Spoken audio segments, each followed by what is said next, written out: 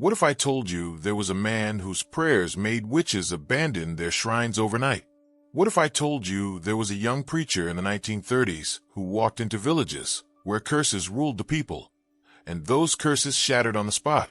What if I told you that without cameras, without microphones, without social media, crowds from entire regions walked miles through forests and dirt roads because they heard that when this man prayed, the impossible became normal? And what if I told you every one of these stories is documented? Missionaries wrote about them. Colonial officers recorded them. Families preserved them. And there are still people alive today who witnessed them with their own eyes. Before we continue, let me ask you something. Do you believe God can raise a man like that in our generation? Tell me in the comments. Your words might ignite someone else's faith. Now, imagine a nation where the supernatural wasn't a theory, where witchcraft was not entertainment, it was power, where charms hung on doors, amulets were worn under clothes, and spiritual darkness shaped everyday life. A place where people feared the night, feared the shrines, feared the curses whispered in the air. Into that world stepped a 26-year-old man with nothing but a bell, a Bible, and a burning burden he did not ask for. His name was Joseph Ayo Babalola, and this is how his journey began. You're about to discover one of the greatest revival stories ever recorded, but almost unknown outside West Africa. Stay with me, because what happens next will feel unreal until you realize it all actually happened. Joseph Ayo Babalola was born in 1904 in Oke Ooye, in what is now Kwara State, Nigeria. He was born into a world where spiritual battles were not philosophical, they were daily. People understood that there was a constant clash between light and darkness, between the living God and the forces that enslaved communities. But Babalola wasn't born a prophet. He wasn't born a miracle worker. He wasn't even born into ministry. He was a young man searching for purpose.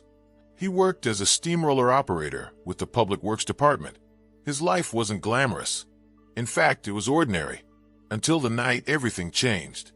Babalola was on duty when he heard a voice, loud, commanding, unmistakable. Joseph, Joseph, Joseph, quit this job. If you refuse, the Lord will punish you. He looked around. No one was there. The steamroller kept moving, but the voice came again. This time he froze. And this was the beginning of a journey that would shift the spiritual atmosphere of West Africa. He resisted at first. He tried to ignore the voice. But the more he ignored it, the more intense it became.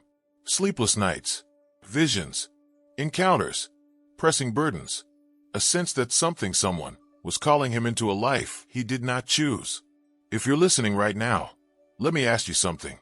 Has God ever nudged you into a direction that terrified you? Right, yes, if you've ever felt that pull. Because Joseph Ayo Babalola knew that feeling well. One night, after months of resisting, he surrendered. But surrender didn't lead him to peace. It led him straight into warfare. Immediately after accepting his call, Babalola began to notice unusual things. When he prayed, the atmosphere changed. When he walked into a room, people sensed something they couldn't explain. His presence irritated the demonic. His prayers stirred spiritual reactions. And there was something else. The bell. During one of his encounters, Babalola was instructed to pray with an iron bell. No one had ever seen anything like this. When he rang it, people felt conviction fall like weight. When he rang it, shrines trembled. When he rang it, witches packed their bags and left villages. And the more he obeyed, the stronger the signs became. Still with me? Good.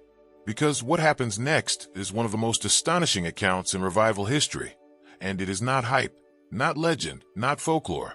It is documented fact. In a village where people suffered from polluted water that had killed many, Babalola prayed at a stream. He struck the rock beside it, and water flowed, clean, fresh, drinkable. The entire village witnessed it. The testimony spread, and crowds began to gather. From that moment, the fire could not be contained. Sick bodies were healed instantly. People bound by witchcraft fell to the ground screaming as the power of God hit them. Idols burned without being touched.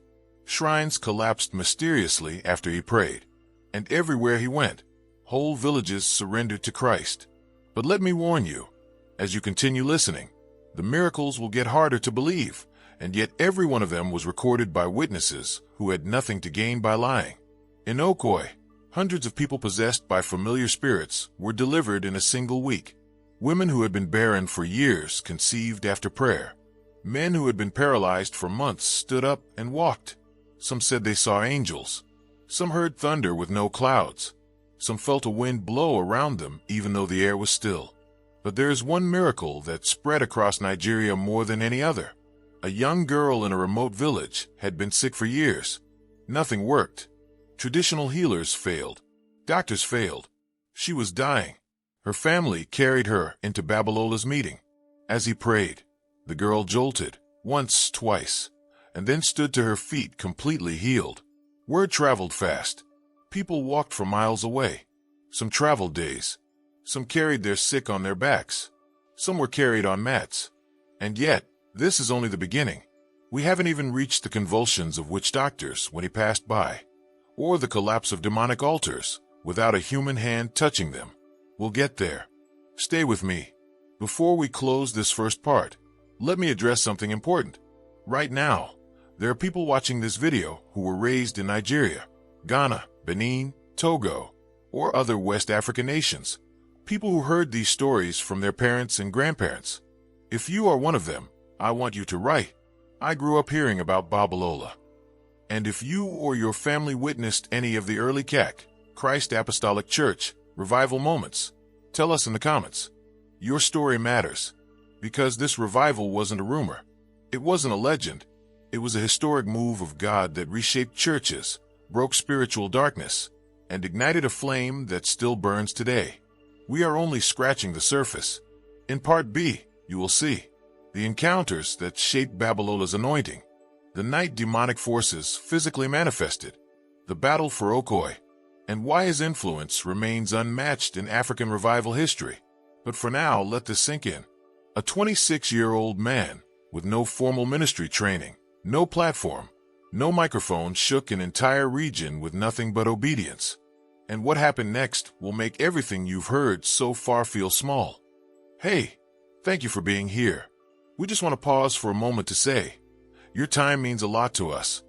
We really appreciate everyone who's stayed with us to this point. If you haven't yet, hit that subscribe button and become part of the Fire Tribe family. You'll also find some free resources waiting for you in the description. Take a moment to explore them after the video. And if you'd like to help us keep the flame burning, consider joining the Fire Trail membership. Every bit of support helps spread the fire of revival.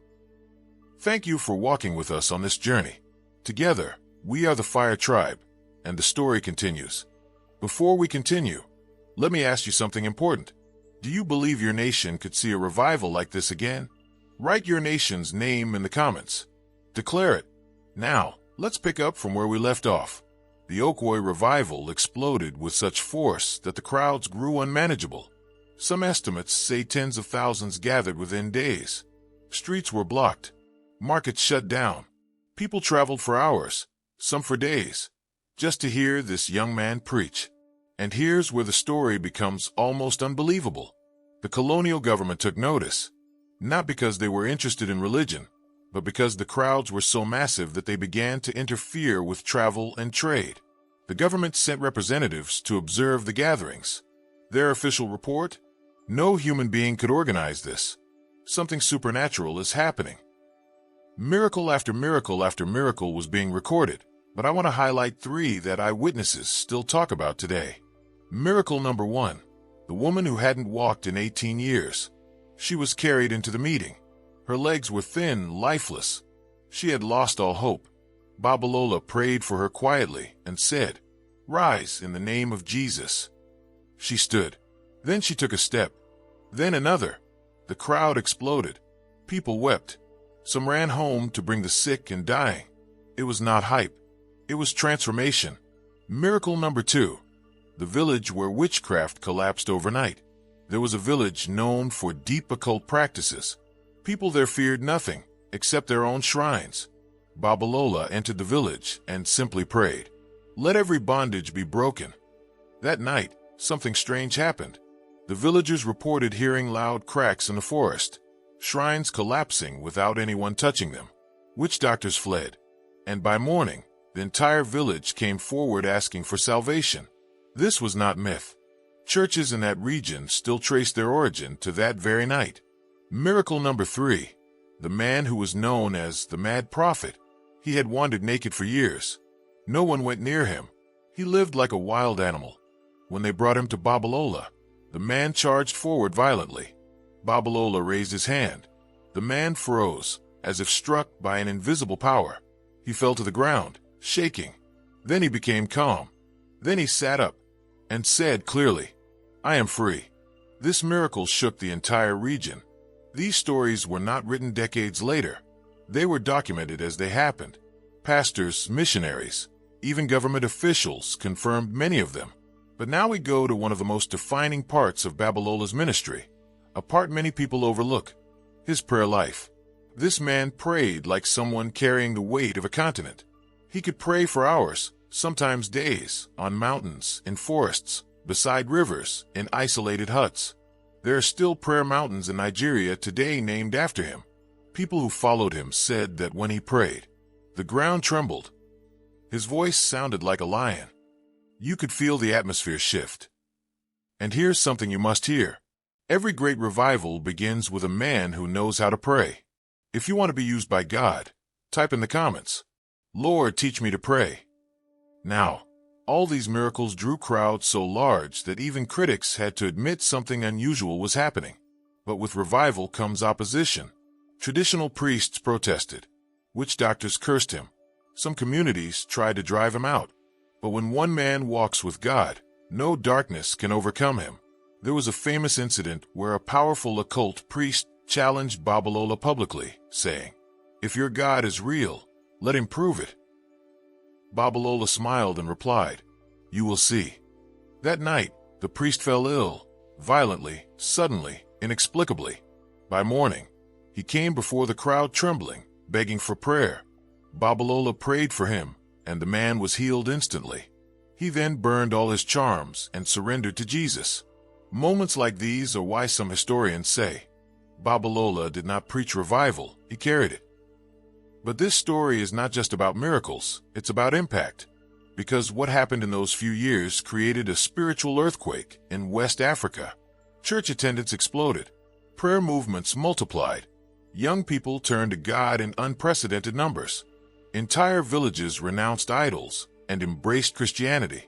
The revival birthed what later became the Christ Apostolic Church, CAC, one of the most influential indigenous churches in Africa today, touching millions. But as always, every revivalist pays a price. Babalola faced exhaustion, spiritual attacks, false accusations, persecution, misunderstandings, internal pressure. Revival is not gentle. It is glorious, and it is costly. And here is where the story moves toward its final chapter. In 1959, at the age of 55, Joseph Ayo Babalola passed away. He died young. But like every true revivalist, he finished full. He left behind no empire, no wealth, no brand, only a legacy of prayer, purity, courage, and supernatural power. And his impact, still visible today. Mountains where he prayed still draw intercessors. Churches he helped plant are still growing. Lives he touched are still echoing the revival. And his story continues to awaken hunger in new generations. So let me ask you, are you willing to carry what he carried? If yes, type in the comments, "Lord, make me a vessel." Because one day, someone may tell your story too. Before we close, I want to hear from you. You've just heard the opening chapter of Joseph Ayo Babalola's story, but the truth is, we have barely touched the edges. There are entire movements, battles, encounters, and miracles we haven't even mentioned yet. So tell me this in the comments. Do you want us to continue? Do you want a part 2 or a full Babalola series? Right? Continue the story if you want part 2. Right? Give us the full series if you believe his journey deserves a deep dive like our other revivalists. And one more thing. If you're watching this from Nigeria, Ghana, Benin, Togo, South Africa, Zimbabwe, or anywhere across Africa, did your parents or grandparents ever tell you Babalola stories? Share whatever you know in the comments. We want the next generation to hear these accounts directly from those who were closer to him. And if you're watching this from America, Europe, or anywhere else in the world, what did you think of these miracles? Are they hard to believe, or do they stir something in you? Be honest. Your response might help shape the next episode. Because Babalola's story is bigger than one video, and whether it continues from here might depend on you.